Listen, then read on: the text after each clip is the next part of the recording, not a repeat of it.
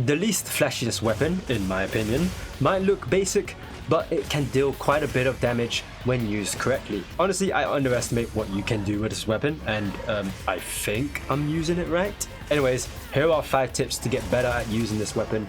Remember, if there are any tips that I missed out on, be sure to drop it in the comments below so that they can learn the way of the sword and shield and maybe help me get better at it as well. First tip you need to know is about the slicing or blunt damage that you can do.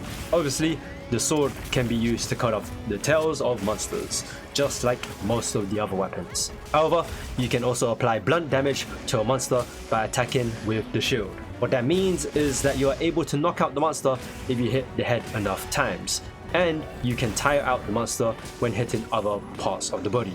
Eventually, the monster will become more resistant to being knocked out, so don't rely on it too much. There's a few attacks you can do with the shield, and the most basic one is while moving the left stick, pressing circle or B will do the shield attack, and pressing the same button 2 more times will do the shield bash and hard bash attacks.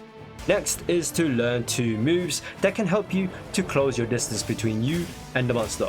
I mostly use the advancing slash to close the distance, and it's easily performed by pressing triangle and circle, or Y and B. It's also good for attacking parts of a monster that's out of reach.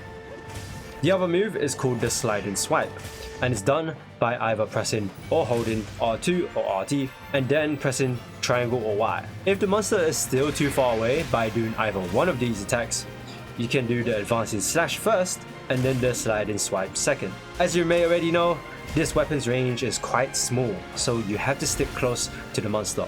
However, monsters are always on the move, and it's kinda annoying to sheath and unsheath your weapon so that you can get close to the monster. That's why learning these 2 moves can help with closing the distance. The third tip is to know this weapon's strongest attack, which is the perfect rush.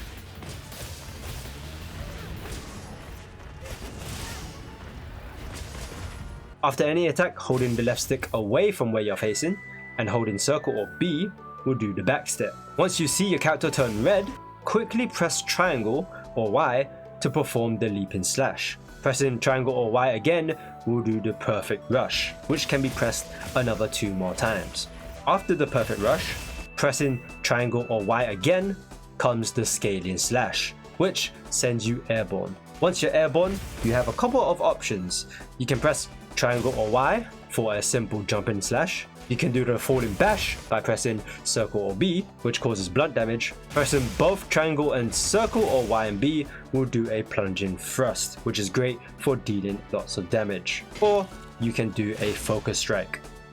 I basically talked about a lot of different moves here, but doing a perfect rush makes you do these attacks. This is quite a long attack string, and thankfully some bits of this combo can be cancelled just by dodging, doing other inputs, or just not pressing anything. You should also time the perfect rush attacks so that you can deal the highest damage possible. The timing of the perfect rush is indicated by the red glow of your character. Pressing the perfect rush attack when your character turns red means you timed it right.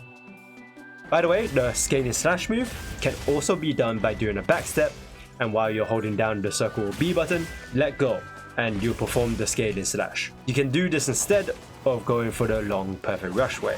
This shortcut is great for when you know you can't do the perfect rush because you can't find an opening to do the rush attack. Also, whenever you perform a focus strike, you can choose to do the falling slash by pressing triangle or Y, or you can press circle or B to do the upswing bash, which will send you airborne so you can do the same options as before. Fourth tip is to know about the charged chop.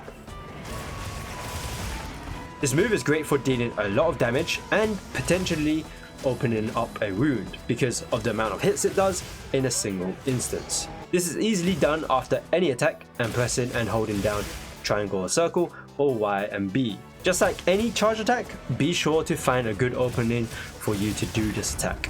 You wouldn't want to get smacked while doing this move. Finally, the last tip I can give you is to make use of the perfect guard. This weapon's shield is quite weak compared to the other weapons with shields.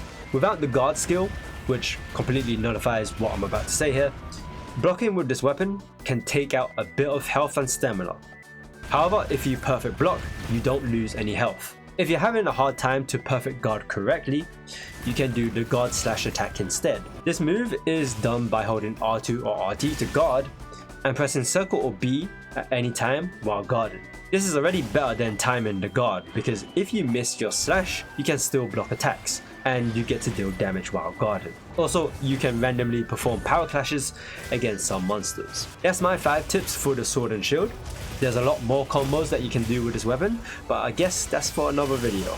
Be sure to check out my previous video where I covered 5 tips for the longsword. If you found this video useful, be sure to give it a like, subscribe to see more tips and guides for wilds, and I'll see you later.